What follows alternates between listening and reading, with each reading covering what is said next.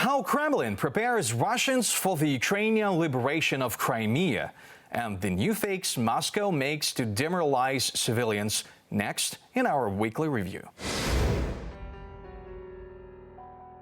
One onslaught after another, Russian missiles keep destroying Ukraine's critical infrastructure. Administration of cities working non-stop to restore electricity. In Kyiv, they have said repair work on the power grid is in its final phase after the latest Kremlin attack. Russia's main aim is not just to leave Ukrainians in darkness, but to break the spirit. So after seeing how quickly and gradually Ukraine is re-establishing light and heat in homes, Russians also resort to informational attacks. Apocalypse in the dark. Cities of Ukraine plunged into the Middle Ages. Looters rob and kill on the streets. Residents of Kyiv and Lviv on social networks are preparing to rob supermarkets and discuss pogroms.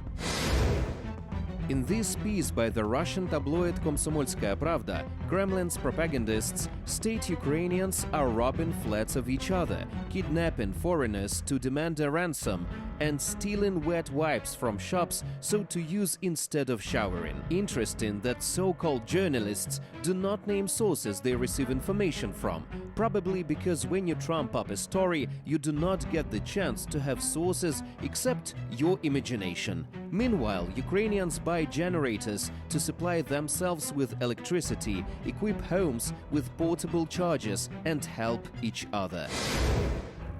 Zelensky had back and refused plans to attack Crimea. This is the title of a news piece by Russian Tsargrad TV.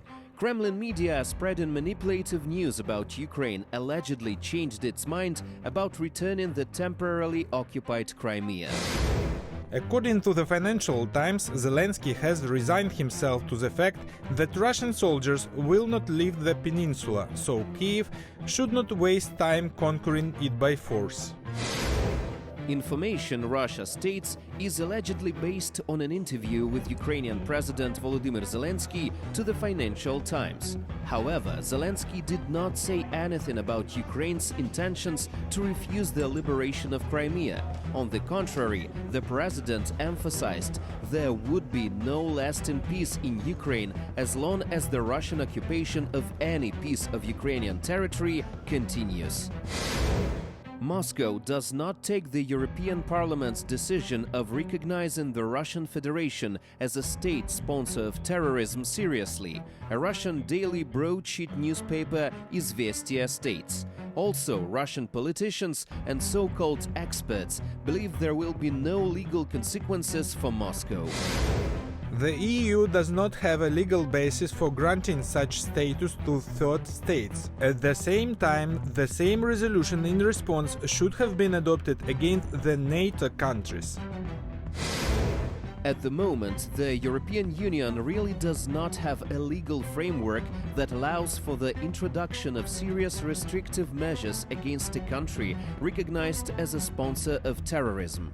However, the essence of the resolution of the European Parliament is to create such an international legal framework.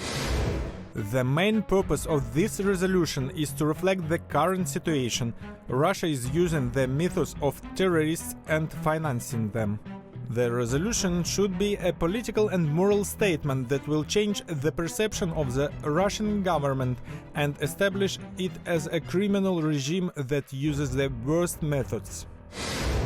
Belarus, a close ally of Russia, which has supported the Russian invasion of Ukraine, now helps Kremlin to strengthen its propaganda system. Belarusian Border Committee said Ukrainians are massively fleeing from Ukraine to Belarus by using other countries as transit. Over the past week, more than 1,300 citizens of Ukraine entered our country, and all of them were in transit through the EU countries. Fake about the mass migration of Ukrainians to Belarus was revealed by Stanislav Zharin, Commissioner of the Government for the Security of the Information Space of Poland. A number of Ukrainian refugees are falsified on the graphics as if they were driven to Belarus.